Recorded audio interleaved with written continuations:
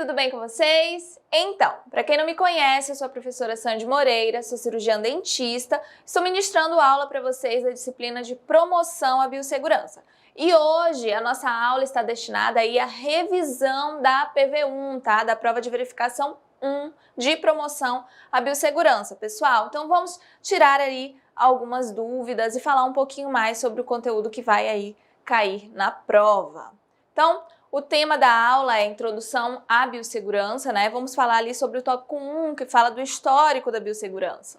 Então, a área da saúde, ela é uma área, muitas vezes, que pode ali apresentar riscos para o trabalhador. Então, vocês sabem que sim, a área da saúde, ela traz ali muitos riscos para os profissionais. E a biossegurança, ela foi visada, ela foi pensada justamente para evitar, para minimizar ali, ou de fato até acabar ali com esses riscos que são ali provenientes da profissão, tá? De cada um, principalmente quando se fala em saúde. A preocupação justamente com esses riscos vem crescendo ali nos últimos anos. E devido ali o aumento, do conhecimento sobre as contaminações microbiológicas, com o passar do tempo, os cientistas, os profissionais da saúde passaram a entender um pouco mais sobre o funcionamento dessa questão microbiológica, de como que essas doenças infectocontagiosas são transmitidas, quais são os riscos, o que deve ser feito para evitá-las. Então, com esse conhecimento, com o passar do tempo, então, além ali da descoberta também de algumas doenças como AIDS, hepatite, e dos seus métodos de transmissão também, com isso foram sendo ali criadas novas normas e também métodos de regulamentação para evitar ali que os profissionais da saúde de fato acabassem se prejudicando com essas doenças, acabando contraindo elas ou sofrendo acidentes, e sempre visando evitar, fazer com que o profissional ele tenha ali um bom desenvolvimento do seu trabalho sem riscos. E aí, no sentido de proteger sempre a saúde do trabalhador, que foram desenvolvidas, que a biossegurança ela foi sendo criada. Então, a intenção da biossegurança é sempre proteger a saúde do trabalhador. As origens da biossegurança, ela se deu ali principalmente com o desenvolvimento de pesquisas com organismo geneticamente modificado, tá? Então, a partir ali desse desenvolvimento dessas pesquisas que passaram a observar os riscos que estavam ali presentes, tanto para os profissionais quanto para a população. E aí, seus riscos, consequências e outros fatores também relevantes, eles devem ser considerados de grande importância para o avanço da biotecnologia, tá? Mas ali com implementações de medidas de segurança aos profissionais envolvidos. Então, toda essa tecnologia, a todo momento nós temos tecnologias novas, nós temos ali o desenvolvimento biotecnológico. Então, mesmo assim, o que não pode ser deixado de lado é a segurança dos profissionais que estão envolvidos nessas pesquisas. Além ali de reflexões sobre os seus impactos no mundo contemporâneo. Então, o que essas pesquisas vão impactar, de que forma, quais são os benefícios e o que ela pode trazer de mal para a população.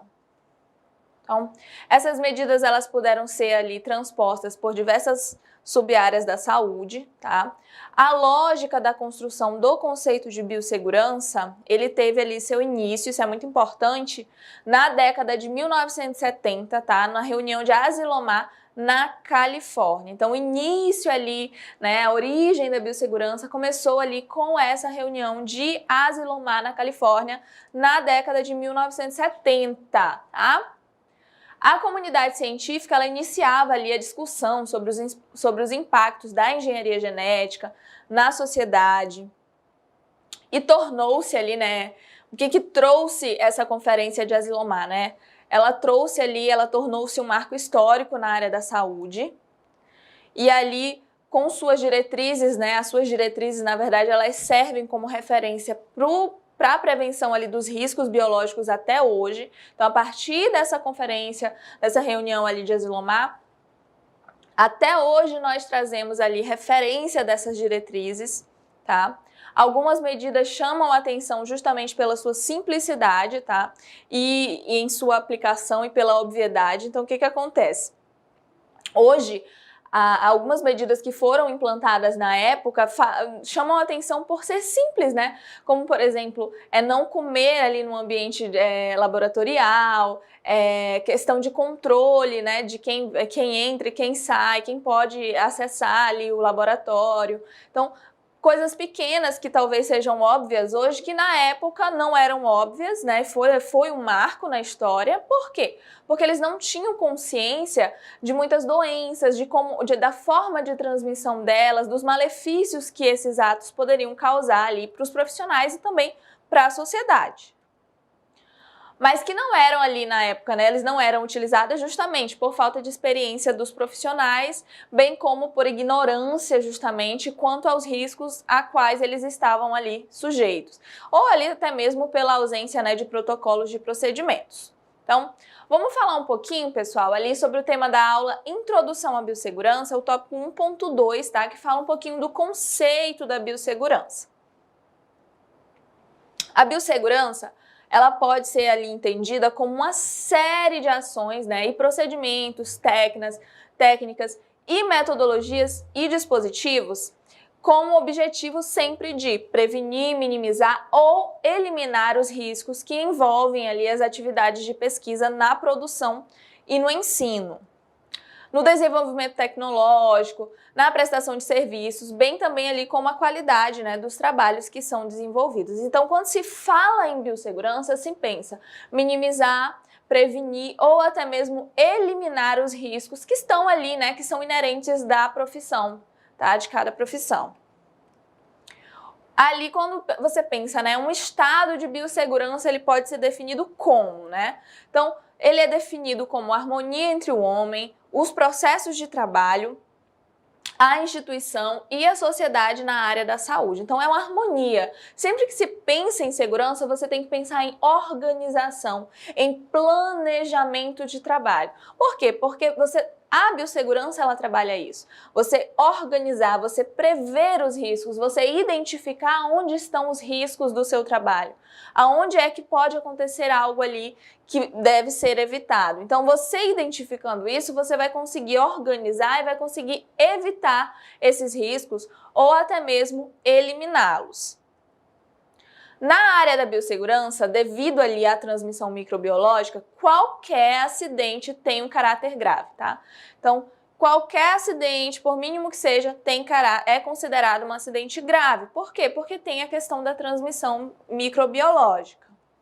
Então, visto que pode envolver ali não apenas, né, o trabalhador, mas também outras pessoas que circule ali por uma instituição da área de saúde, tá? Então, sempre que se pensa em algum acidente dentro da biossegurança, é considerado um acidente grave. A biossegurança, ela tem ali um papel de extrema importância na promoção da saúde, tá? Então, quando se fala em promoção de saúde, se pensa em biossegurança. Por quê? Porque ela não trata apenas dos cuidados ali específicos com os profissionais, mas também se preocupa, né, tá ali dentro da biossegurança o que pode ser, né, o que pode trazer ali de malefício para a comunidade em geral, para a população. Então, quando se pensa em biossegurança, se pensa também em promoção da saúde. E ela é trabalhada dessa forma. Então, hoje aqui a gente está promovendo saúde. Estou explicando para vocês a importância da biossegurança dentro da nossa profissão, né, dentro da área da saúde, para os profissionais. Isso já é uma forma de promover saúde. E aí, ela envolve o controle de infecções para a proteção dos trabalhadores. Então, sempre que se pensa em biossegurança, se pensa ali em controle de infecções, sim, tá? Dos pacientes e do meio ambiente, da forma e também ali de uma forma de reduzir os riscos de saúde, né? Os riscos à saúde do trabalhador, dos pacientes, do ambiente. Então, o objetivo principal, pessoal, da biossegurança é criar um ambiente de trabalho onde se promova a contenção do risco de exposição. Então, sempre tem que conter esse risco de exposição, minimizar ou acabar, eliminar, aos pacientes e ao meio ambiente, né? De modo que esse risco ele seja minimizado ou eliminado, como eu falei para vocês. Essas definições, elas mostram que a biossegurança, ela envolve ali as relações entre tecnologia, risco, homem, não é? Então, sempre que se pensa em biossegurança, se pensa nos riscos que estão ali, né, locais do ambiente de trabalho, mas também no que pode ser desenvolvido de risco com a tecnologia, quais são os malefícios que pode ser trazido dentro dessa tecnologia para a população e o que pode prejudicar ali a humanidade, né, o homem. O controle dos riscos na área da saúde, ele inclui, né, desenvolvimento e a divulgação ali de informações relacionados às boas práticas de segurança para os profissionais, paciente e meio ambiente também, de forma sempre controlando, minimizando os riscos operacionais da atividade de saúde, tá? Então, nós vamos falar um pouquinho sobre o tema da aula Introdução à Biossegurança, o tópico 1.3, que fala ali dos tipos de agente biológico e as suas classificações de risco. Então, pessoal, a avaliação de risco, ela incorpora ali ações que objetivam o reconhecimento ou até mesmo ali a identificação dos agentes biológicos. Então, a gente classifica os riscos para entender, né, identificar ali quais são os agentes biológicos, qual o tipo de risco, o que ele vai trazer ali de malefício para a população, para o profissional. Então, a gente tem ali a probabilidade, né, de um dano proveniente destes de acordo com diversos critérios.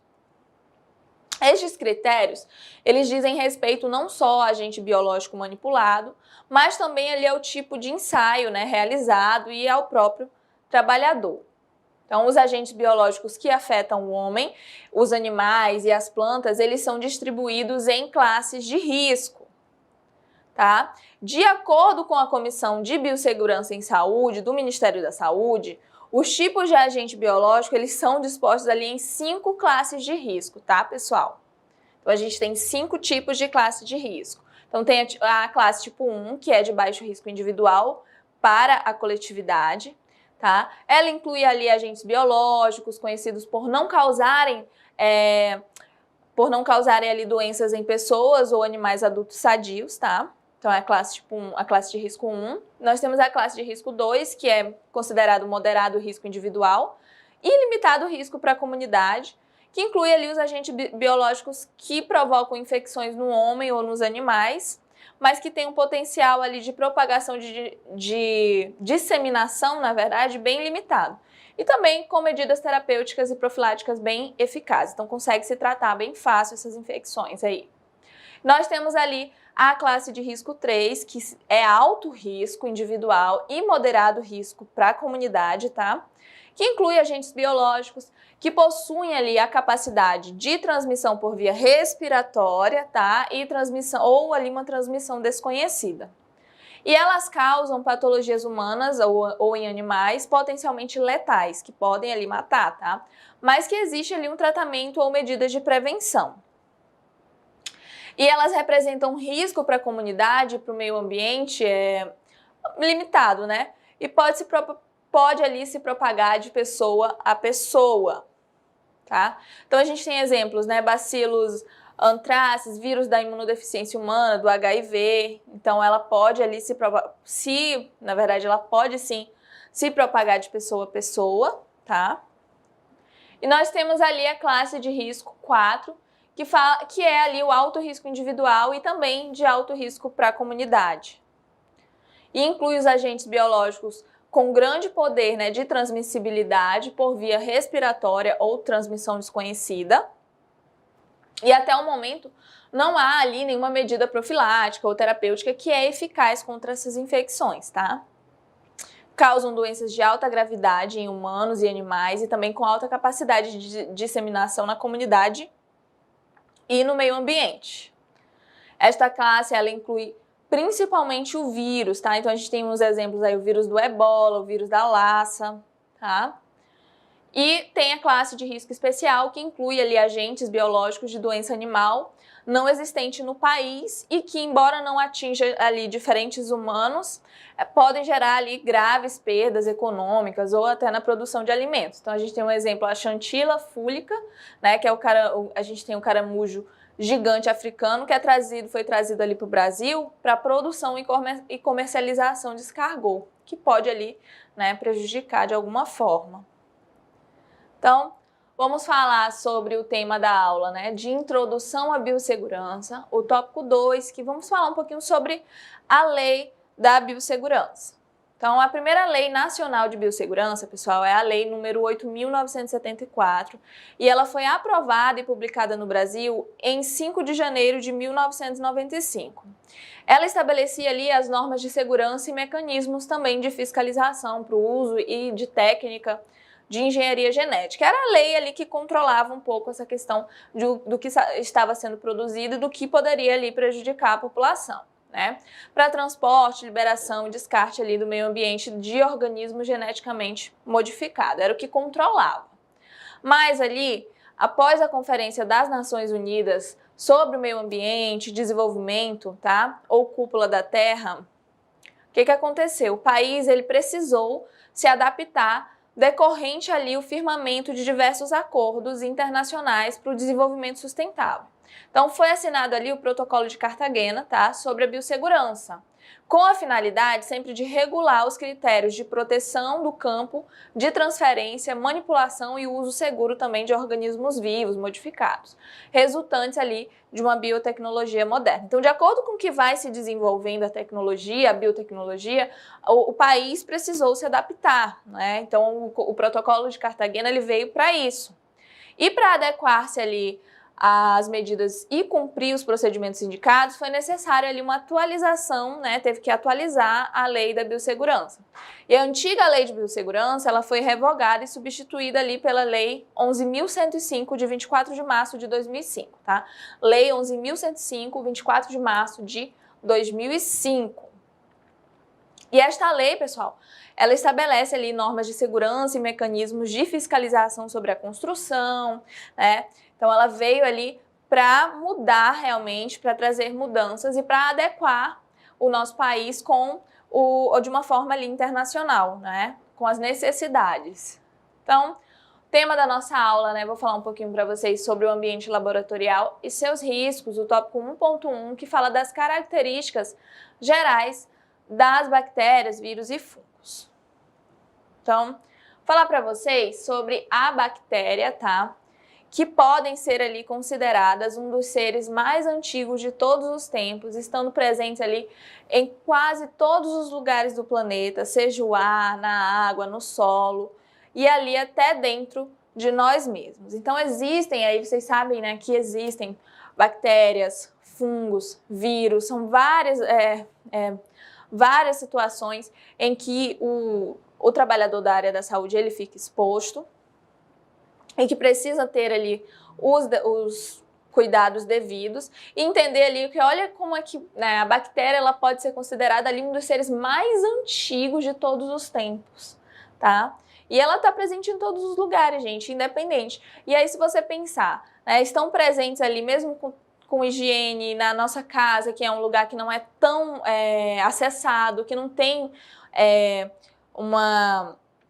como eu posso explicar? Não tem essa rotatividade grande de pessoas como tem um ambiente de saúde. Você pensa, um ambiente de saúde tem uma rotatividade grande de pessoas e ao mesmo tempo ainda tem uma rotatividade de pessoas que estão ali com, né, que tem vírus, bactérias, fungos, que estão com doenças infectocontagiosas que podem ali ser transmitidas para vocês. Então, realmente precisa ficar atento, tem que ter muito cuidado, tem que reconhecer, tem que entender os processos de saúde, o seu processo de trabalho, compreender que a biossegurança ela foi desenvolvida para isso, ela foi desenvolvida para evitar os riscos, para que não só para você como profissional, mas também para a população, e sempre pensando nisso, né, e colocar na sua cabeça que sempre os riscos eles existem, eles estão aí, mas a forma como você vai trabalhar, a sua organização, o seu entendimento da biossegurança, da importância dela,